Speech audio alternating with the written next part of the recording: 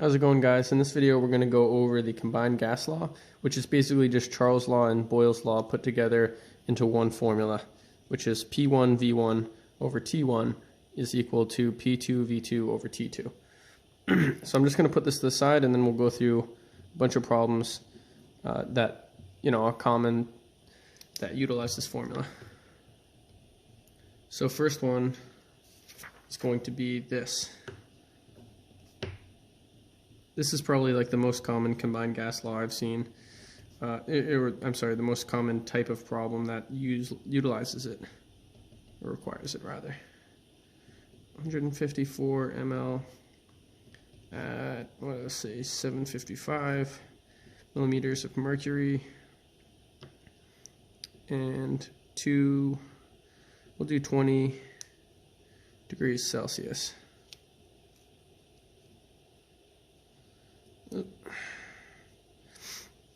20.0. So then we'll have what volume will it occupy?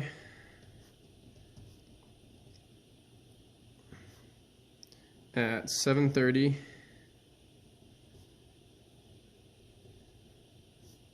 and 80.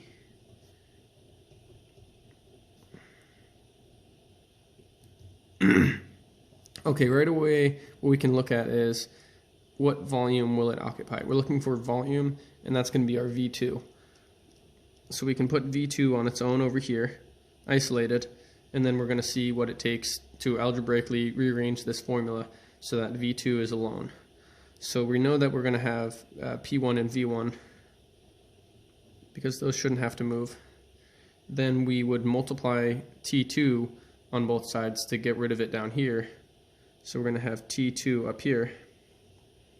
Then we have T1 and P2 down below. P2 is left over and T1 is down here, and it needs to so it's on the bottom of the bracket still, so it will stay there. So now we're just going to take that and throw in the numbers. So let's see here. So P1, don't have to do anything to it. It's 755. That's good. V1, 154 ml. That's good. 154 ml, and then we have our T2, which is the second temperature mentioned, 80 degrees Celsius. But as we know from Charles' law, all temperatures involved in gas laws in general have to be absolute. So they can't be Fahrenheit, they can't be Celsius. Both of those have negatives. Kelvin is one that does not. So we have 80 plus 273 is 353. 353 Kelvin. So now we've already completed the top half. Now we're just going to go down to T1, which again, we just add 273. So this one is 273 plus 20. It's going to be 293 Kelvin. And we're going to have our P2, which is 730. And now we just do the math. We have 755 times 154 times 353 equals that large number divided by 293 equals divided by 730 equals 191.889. So in that case, mostly things would round up. We can round it up to 192 ml. Or if we wanted it in liters, 0.192 liters. But here's our answer for this first problem. Now, let's just do a very similar kind of problem, but add in one other step from way back. Let's say it is, let's see here, 92, we have V2 will do here, I'll just give the number so it's not in a word problem. 154 ml. T1 is going to be 20 degrees Celsius, which is equal to 293 Kelvin. Our P1 we'll have in this case is going to be 755. So we have the same problem as above. We're going to say how many molecules are there?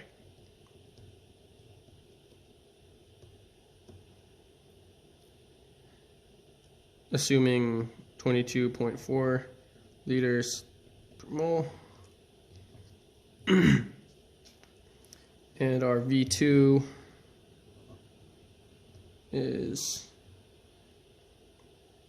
I think what we're going to be looking for, we have P1 V1 over V1, sorry, over T1 is equal to P2 V2 over T2. V2 is equal to 755 times 154 times 270. I think it should actually be 293. 293 Kelvin. 293 Kelvin. 760. Oh, I see what it is. So this actually should be 273 Kelvin. Assuming that it's 0 degrees Celsius, we're just figuring it out that way. How many molecules are there? So let's do this out. 755 times 154 times 273 equals that, divided by 293 equals, divided by 760 equals 142.54.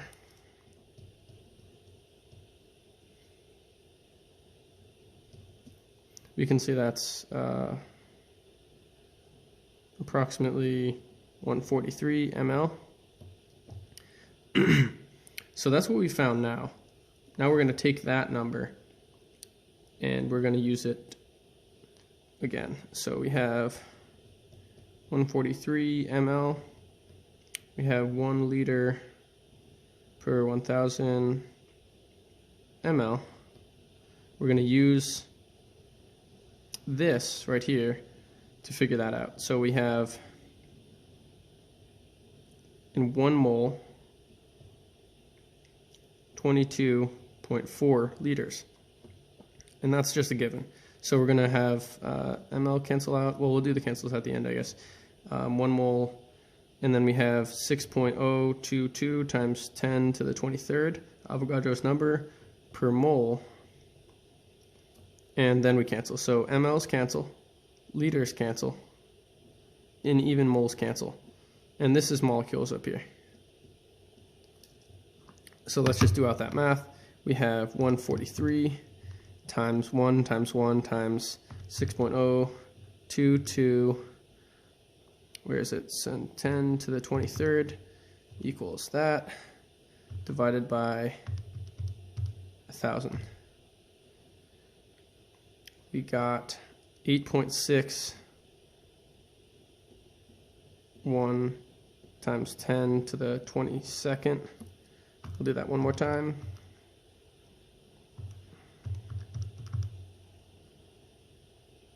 Where is it? Times 10 to the 23rd equals, oops, I forgot the divided by 1,000 divided by 22.4. I knew something went wrong there. 3.84 times 10 to the 21st molecules.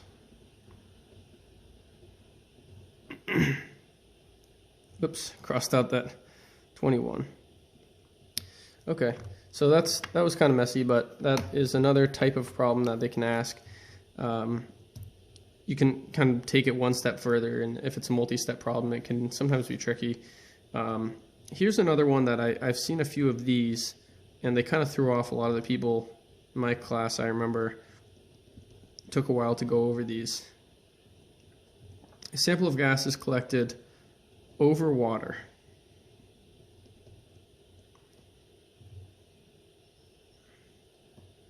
Oh, I'm sorry. So gas collected over water occupies a volume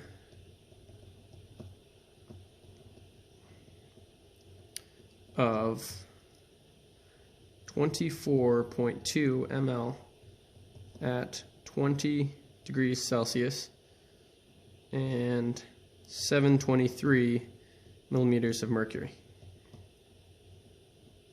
What volume will the dry gas occupy at 35 degrees C and 715 mmHg? So right there, we know we have a whole bunch of different measurements. I'm sorry, a whole bunch of different variables, and it's going to utilize this formula here. However, the sample was collected over water, and they're asking for a dry gas. So basically, this question will require us to subtract out what that would change the pressure for. So I'll just kind of go through it. We know that we're going to have P1 V1 over T1 is equal to P2 V2 over T2. Combined gas law. Now it says what volume we're looking for V2. And we already did that up here. V2 equals P1 V1 T2 divided by T1 P2. So we can start putting this in as soon as we figure out. In terms of if this question is just given to you and there's no context and there's no chart or anything like that, I think that's kind of a cheap shot, unless you've been asked to memorize the pressure, the water vapor pressure at all these different temperatures. But in most cases, like for instance, when I saw a question just like this on a quiz, it had a table nearby that said water vapor.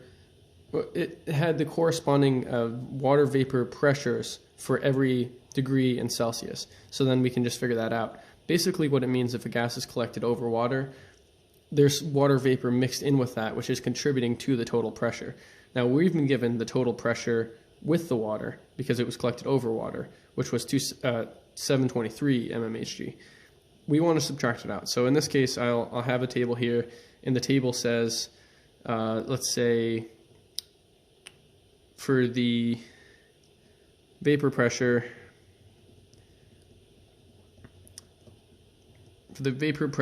at 20 degrees, which it was collected at, it equals 17.5 mmHg. So now we pull that from the table, and then we subtract that from what we had. So we have the 723 mmHg minus 17.5 mmHg.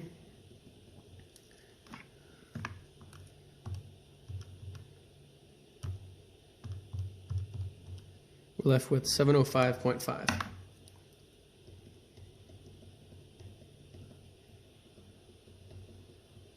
So that is basically what the dry gas pressure would be at 20 degrees Celsius. Now we can move forward and start throwing things in. So this is going to be what we just found as our P1, 705.5 mmHg, times V1, which is, we had we were given ml, I believe, volume of, let's put this into liters, 0.0242 liters. And then what do we have for, we have 20 degrees, so we're going to have, nope, I'm sorry, so that's we're looking for T2, which is 35. So 273 plus 35 is equal to 308 Kelvin. So we have 308 Kelvin. Oof, having trouble with my threes today. And that is the top half. Then we're going to have 293, because 20 plus 273. 293 Kelvin for our T1, and then our P2 is going to be our final P, which we're given, which is 715 mmHg. And even if somehow this one was still over water, I think that we would be able to subtract it out by, or for instance, if this was the P1 over water, we could subtract out the water vapor pressure. And you can also add in the vapor pressure if you ever have to, but most likely you wouldn't have to. And now let's just solve this. We have 705.5 times 0.0242 times 308 equals that, divided by 290. Oh, okay. 705.5 times 0.0242 times 308 equals, divided by 293 equals, divided by 715. We got 0.0251